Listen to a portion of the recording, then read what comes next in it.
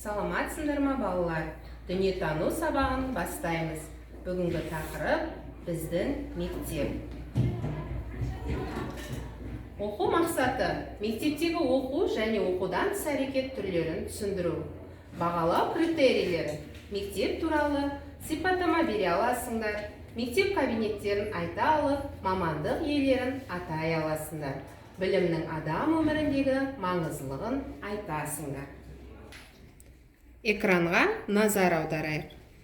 Суреттерге қарап, қайсы ғимаратты мектепке жатқызуға болады?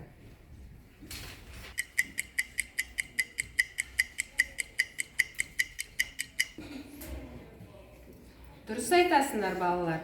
Осы ғимараттардың ішіндегі мектептің суретін дұрыс таптыңдар. Мектеп деп біз білім алатын орынды айтамыз. Мектеп сөзін араб тілінен аударғанда жазу жазатын орын деген ұғымды білдіреді. Мектеп жарық, әрі кең бөлмелері, кабинеттері бар, оқушылардың білім алатын орны. Мектеп ол білім беретін мекеме. Бала бұл мектепте 11 жыл уақытын өткізеді. Осы мектепте білім алады. Адам қанша жыл өмір сүрсе де, қандай іспен айналысса да, өмірдегі ең ұмытылмас сәті ол мектепте өткізген уақыты. Білім кілті мектепте. Ол біздің екінші үйіміз. Себебі бүлдіршін кезінен бастап есейгенше білім нәрімен сусындататын алтын ұя мектебіміз. Сендер білесіңдер ме? Мектептегі негізгі адам ол мұғалім.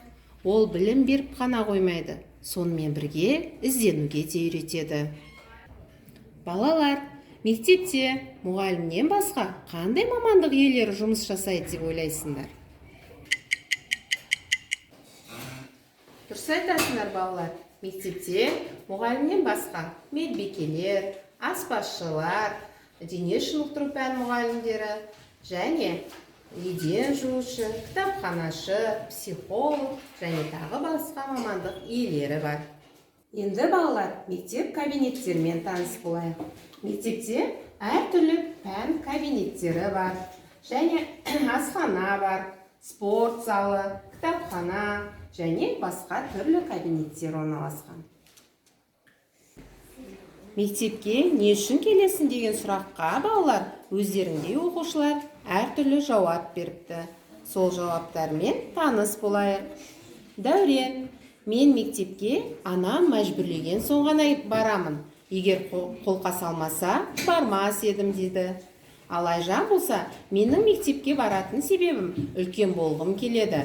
Мен мектепте болғанда өзімді үлкен сезінем, ал мектепке дейін мен кішкене болғам деді. Сәуле болса, менің мектепке бару себебім білім алуым керек. Білімсіз еш нәрсені де істеу мүмкін емес. Білім алған соң кім болатыныңды білесің деді. Ержан, менің мектепке бару себебім маған білім алған ұнайды. Егер мектеп болмаған күнде де мен оқу оқитын едім деді. Риза, менің мектепке барғым келетіні, мен онда үнемі бестік баға аламын деді. Серік болса, менің мектепке бару себебім онда көп балалар бар. Сондықтан онда көңілді, олармен ойын ойнауға болады деді. Ал балалар, сендер мектепке не үшін келесіңдер?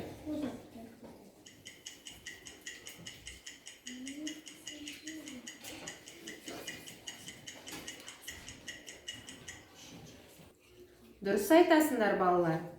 Олай болса, бүгінгі алған білімдеріңді пайдаланып, мектепке не үшін келесің деген сұраққа жауап жазып көр. Балалар, бүгінгі білімімізді қорытындылай келе, біз мектеп туралы сипаттама бере аламыз. Мектеп кабинеттерін айта алып, мамандық иелерін атай аламыз. Білімнің адам өміріндегі маңыздылығын айтамыз. Сабағымыз аяқталды. Сау болыңдар.